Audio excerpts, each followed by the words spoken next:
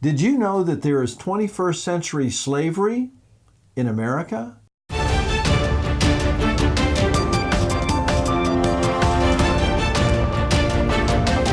Occupying Till He Comes at Southwest Prophecy Ministries.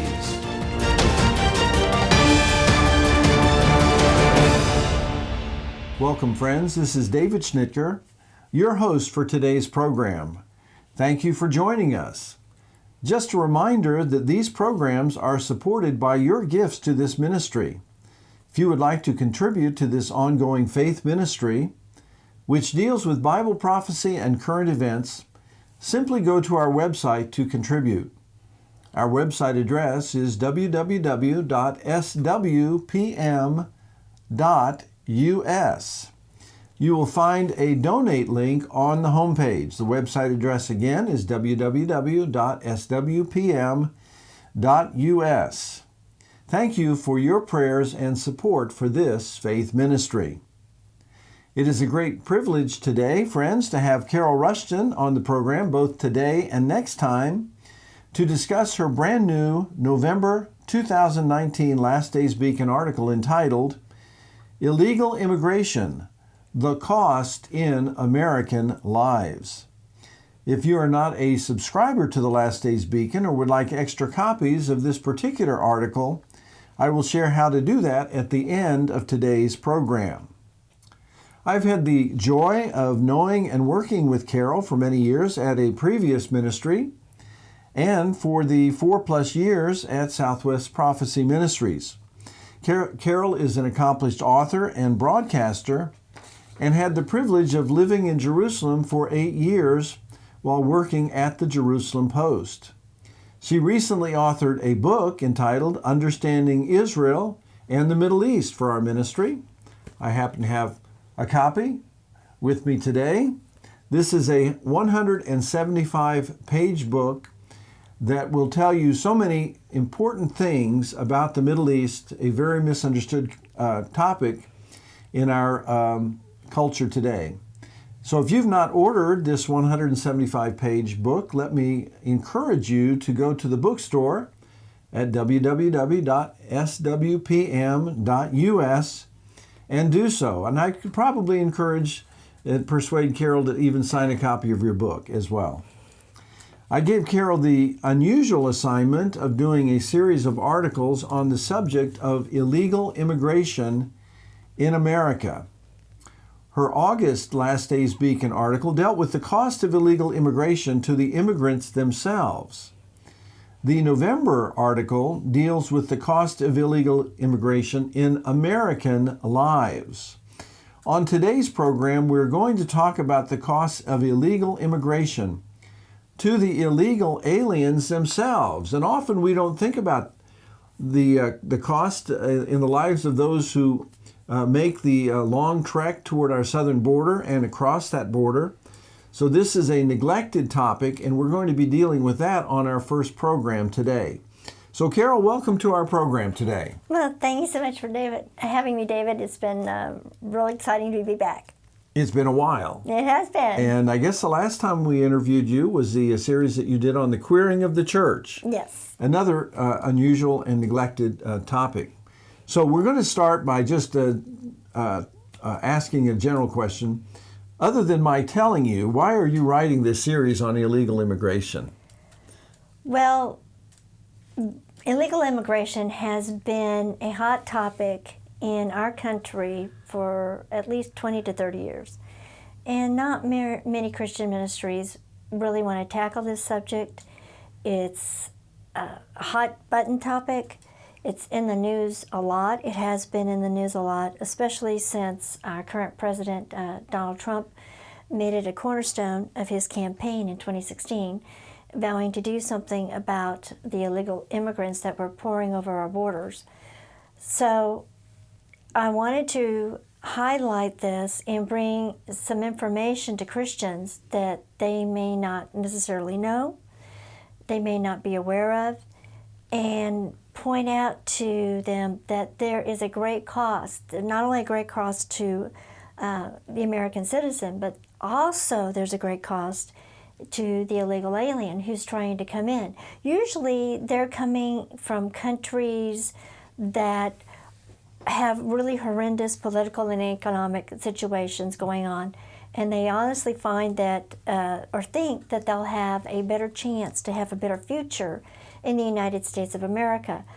Now, that's not why all of them come, but that is why many of them come. They think that they'll have more opportunities in the United States, and of course they need to get away from their current situation as quickly as possible, and they just don't have or don't think they have the time to really apply for legal immigration status, because it does take a long time, it takes money, it takes some years. Mm-hmm. So they're really in a desperate situation, many of them? I think so. When you talk about Central American countries, South American countries, there's a great deal of political turmoil going in some of these countries. You talk about Venezuela, that's the most obvious example, but also in Nicaragua.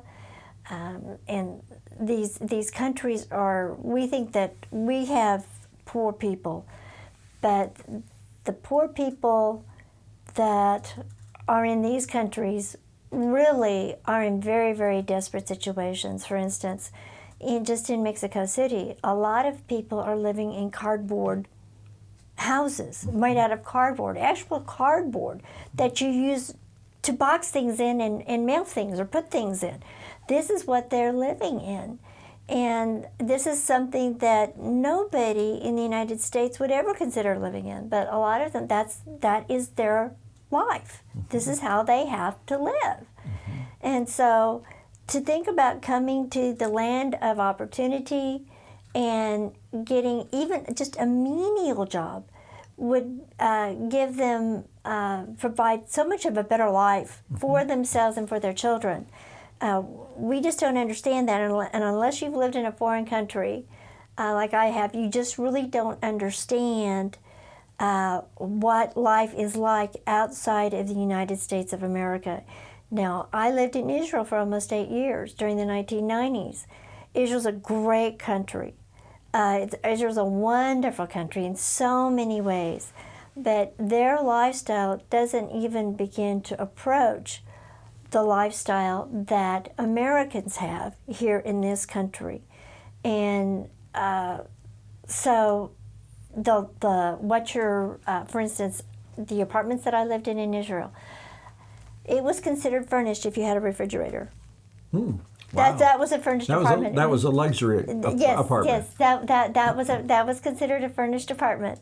No carpet, very little as far as amenities are considered, benefits are considered, and you talk about having a bare bones apartment. That's a bare bones apartment living in Israel, and my kitchens were just super, super tiny. So when you talk about a small kitchen in the United States, you have no conception of what actually a small kitchen really is mm-hmm. in another country. Mm-hmm. So. And how the lifestyles is. For instance, we Americans take it for granted that most of us have cars. Most people outside of the United States do not have a car, and they have to really rely on public transportation. Mm-hmm. Or bicycles. Yeah. Or whatever, or walking by foot. You just can't imagine what the difference in lifestyles and the difference in economic situations outside of the United States compared to the United States and foreign countries. So Americans really don't have a concept of what actually being poor really means to someone outside of our country. Mm-hmm. Well, Carol, share with our listeners some of the things that illegal aliens have to do to get to the United States. Well, one of the first things that they have to do is contact a coyote. And the coyotes are the ones that most generally will take a group of illegal immigrants across the border, or that they promise to. And many times an illegal alien has to sell everything that they have to come up with the cost, because these coyotes don't do this for free. So, and they don't always tell them that there is an additional cost as they get closer to the border from different legs of the journey. And it also depends upon from where they're coming. If they're coming from Mexico, it'd be cheaper to pay the coyote to get you across, you and your family, than it would, say, if you're coming from El Salvador or Panama or Guatemala, or, the further away, the more it's going to cost you. And so every leg of the journey there's an additional cost that you have to pay the coyote. And some illegals, they either have spent all the money that they had on the initial cost, or they're having to cough up more. And so that's one of the first things they have to do is contact a coyote. And you always know where they are. They may not, usually in a town, or if there's none in your town, you could go to another town. But usually you can pretty much scope out where they are. And they never tell you ahead of time when they're leaving. You're given a moment's notice. And you have to be ready to go at that time, or you don't go, because the coyotes need to have as little pre-planning as possible. That way they have an easier time of getting the group to the border and across the border. The last time that they give, the last chance there is of detection by other coyotes or other groups or border crossing agents. So even though I think that security on our southern border has been beefed up quite a bit, you still need to have the element of surprise.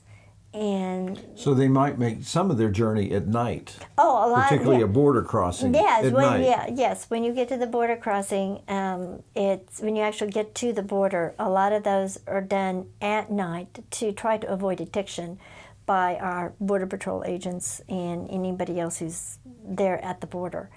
And you have to make sure that you bring just the stuff that you need. Even then, you'll probably have to get rid of a lot of it, because you have to understand the further south you go, the warmer it is in temperatures. And when you're trying to get across and make a journey on foot, and it's the longer you go and the more stuff you're carrying, the harder it is. So you're literally carrying all of your worldly goods on your back. Yes. For hundreds, possibly thousands of miles. Yes. And with children in some cases. In some cases, if you're bringing your children, or I think there are cases in which people are bringing kids that are not even theirs. Right. Because they have an advantage in their immigration status that they can bring kids over. So you're dealing with people who move, and who move quickly, and you have to keep up. And that's just trying to get to the border. Now these coyotes, you must understand, they're by and largely Hispanic. So they really take advantage of their own Hispanic people as they're trying to bring them to the United States and get over the border undetected. So they don't do this, and it's not cheap. And the coyotes actually make a pretty good living, which is why they do that. Well, friends, we're going to take a brief time out now to hear from one of our sponsors. Jingo's, our sponsor for today's podcast. We have been producing weekly video podcasts for almost 4 years now, thanks to your generous support. While that support is still vital, the Lord has provided a commercial sponsor to pick up some of those costs. Our new sponsor is Jingo's. Jingo's is an ultra stain remover and odor eliminator. It attacks organic stains and odors. It is environmentally and user-friendly. One satisfied customer writes, "Jingo's works great. I highly suggest picking up this item over anything else you find in the store. It uses natural enzymes versus the harsh chemicals contained in products such as Resolve. I used it on where my dog urinated on the carpet, and you cannot even tell she went. Nice, fresh scent, and just smells like a clean carpet. Nothing chemically and no ammonia smell." That's Aaron from Texas. Thank you, Aaron. Stay tuned, please, for more details. By Jingo's, it's amazingly fresh and clean out here in beautiful New Zealand. G'day America, I'm Tarby, and I want to tell you about my new ultimate stain and odour remover, Jingos. My Jingos gunk gobblers will tackle stubborn organic stains and eliminate nasty stinking odours at the same time. Jingos effectively removes those little accidents like wine, coffee, dirt, blood, grass, even pet stains, and odours like fish, garlic, even skunk. Jingos is environmentally friendly, safe for use on fabrics, carpet, upholstery, and it works great as a laundry pre-soak on the worst pet or people accidents. Come on America, what are you waiting for? Just go online and order your Jingos for $12.95 and get a 4-ounce travel pack free. Crikey, pay $19.95 and I'll double your order. That's 2 large Jingos and 2 travel packs for just $19.95. Blasted seagulls, where's my Jingos? We're back now with Carol Rushton as we continue to discuss the huge problem of illegal immigration in America. Well, Carol, what happens to illegal aliens if they manage to reach the United States border? Well, you'd think that if they can reach the United States border and get across undetected, that they would be fine. But that's not what always happens. Dan and Carlo wrote a great book on illegal immigration, which I quote extensively from in my first series of articles on this. Usually when you're and he lived in Arizona, and he did a lot of investigation and actually went down to the southern border in Arizona. You find that the coyotes really push the pace even faster because they have to constantly keep moving. Because if you stop for too long, then that increases your chances of being detected and picked up by the Border Patrol, and being deported. So the pace is much quicker. Usually you only have about an hour to rest. Many times there's a whole backpacks and clothes and water bottles and food all scattered around these border crossings that the coyotes use to get groups across into the United States, because they can't keep up. And the more stuff you have to carry, the less, you're not as fast. So you're shedding stuff, you're shedding clothes, you're shedding backpacks, a lot of the clothes that he saw were clothes of children, shoes, things that the kids would need, and yet they're discarded because they need the illegal aliens to keep up with the coyotes. And usually after they get to the border or after they cross, the coyotes ask for more money. Because again, just because you reach the border doesn't mean that you're home safe. They usually have specific places that they're trying to get to unload the illegal aliens, so they can go undetected into the United States. And it doesn't always, and sometimes, for the illegal alien, if they cannot keep up, the coyotes will not wait for them. And so they're left behind and deserted. They're left behind, and it gets pretty frightening because you're there with very little or no water, because the coyotes don't supply any of this for you. Mm-hmm. You have to provide your own food and your own water, and if you don't have food and water, you don't last very long. Mm-hmm. Mm-hmm. And there were some instances he gave in his book where people died, mm-hmm. and they found their bodies. Mm-hmm. And one was particularly heartbreaking because it was a mother and her young son, and they were left behind. They could not keep up. It's in the desert, it's hot, you run out of water, you have no food, you're struggling to make the next step, mm-hmm. you don't make it. Mm-hmm. And you're there and you die. Mm-hmm. And the child or children, they have no one to take care of them, they have no food or water, so they follow pretty fast. Mm-hmm. Mm-hmm. So it's not a pleasant experience for the illegal alien, even though they have promises of a new life in America and everything's going to be great, everything's going to be wonderful, and they'll have jobs, and sometimes they have relatives across the border who have already set up job possibilities for them. a lot of them just don't make it. One of the very disturbing things that you bring out in your first article is the rape tree. And we don't want to talk about this, but we have to, because this is very much a part of what many, particularly the women, experience that are illegal aliens. Could you explain for our audience what the rape trees are? This was something that is not talked about at all. And it's really horrific for a female, and it doesn't matter if you're a child, teenager, adult. Many times the coyotes will require an extra cost for you if you're a female, and they will rape you because they figure that's their due. And it also helps to keep the other ones in line. It's saying the coyote's making a clear message: I'm the boss. I'm the one who's in charge. I'm the one who's in control. And if so, it's more an act of submission than anything else. Yes, and but it's also part of the cost. The additional cost that you pay to the coyote if you're a woman. So, and they don't, they take these women or these children and rape them, and it's not too far off from the rest of the group because they want the other group to see this. Hey, I'm in control, I'm the boss, and you need to obey me. And then they'll take their underwear, the women's underwear, and they'll throw it on these cactuses and scrub trees and stuff. And so you see a lot of those on the southern border.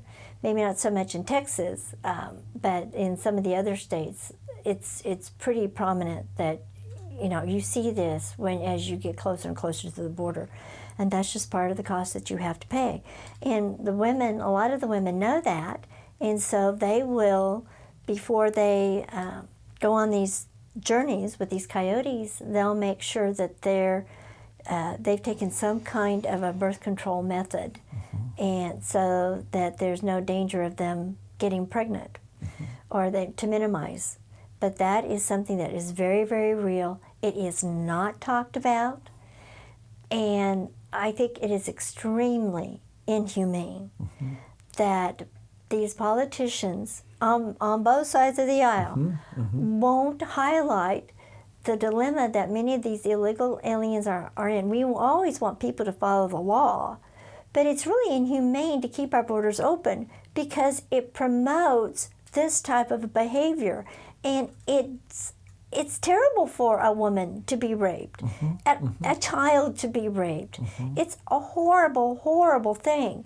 And yet the people who are supporting open borders support the illegal aliens being treated like this. And I think it is cruel and again, inhumane to them to keep our borders open while this kind of thing is going on. Well, what you've done in this article, this is the August article, which we have available as well, friends, is highlight the human cost on the part of the illegal aliens, many who die, children who die. Your article also talks about those who drowned crossing the Rio Grande River in very dangerous spots. The human cost for these poor, unfortunate people who have been lured to our borders because of these reckless open borders policies promoted by our politicians, self-serving politicians, has a huge human cost for the part of those who risk this journey, desperate journey to freedom and prosperity. And it really is an inhumane system that has been allowed to flourish on our side of the border. And we're going to be talking about the human cost of illegal immigration for American citizens next time. But I think you've done our listeners a service and our readers a service by talking about the neglected aspect, and that is the cost to these unfortunate foreign people who are trying to reach our borders, most of whom are just seeking a better life. Now, there are some who have a more malevolent motives, but many or most are seeking a better life in America. And most of us, let's be honest, are immigrants who've come from other countries, our forefathers, seeking a better life. And so many of these folks, desperately poor, unable to have the time to pursue a legal immigration situation, are forced into this kind of situation. and it's really a sad system. Yes, we didn't even get a chance to really talk about the drug trafficking rings, the sex trafficking rings, the labor trafficking rings that I point out in this article. A lot of these illegal aliens are funneled, again, by Hispanics, coyotes and others, and they profit off of these people. And again, the politicians, they know that this is going on, and they don't care. I understand that, again, many of them are trying to flee desperate situations, but when you're forced into a prostitution ring, sex, drug trafficking ring, yeah, and the illegal alien really has no voice because they're here illegally. It is so cruel. I don't care what their situation is in their home countries. To come to the United States of America and have to experience these things, it's not worth it. And I think it is horrible that our politicians are not standing up for the human rights of these foreigners who are trying to come to our country illegally. Because as desperate as the situation is in their own countries, it's better for them to stay there than to come to the United States and be exploited like they are and be treated in this way. Absolutely. I think we've reached a good stopping point for today, Carol. Thanks for joining us for our program today. I think that sets the table well for our discussion next week, where we're going to talk about the cost of illegal immigration to American citizens and American lives. You see, there's victims on both sides of the border. We've talked about the victims on the southern side of our border, and now we're going to, in our next program, shift the focus to the cost in American lives. Actual American lives are being lost because of our open border policies. Well, friends, today we are offering an excellent article to accompany this series of interviews. That is our November Last Days Beacon article that is entitled Illegal Immigration, the Cost in American Lives. You may order 5 copies for a donation of $5 or 25 copies for a $15 contribution. Simply go to our website, www.swpm.us, and go to our bookstore. Type in the title, Illegal Aliens, the Cost in American Lives. The website again is www.swpm.us. Well, friends, thank you for joining us for today's podcast. I look forward to seeing you next time as we continue this discussion with Carol Rushton. Until then, this is your host, David Schnitker. Thanks for listening.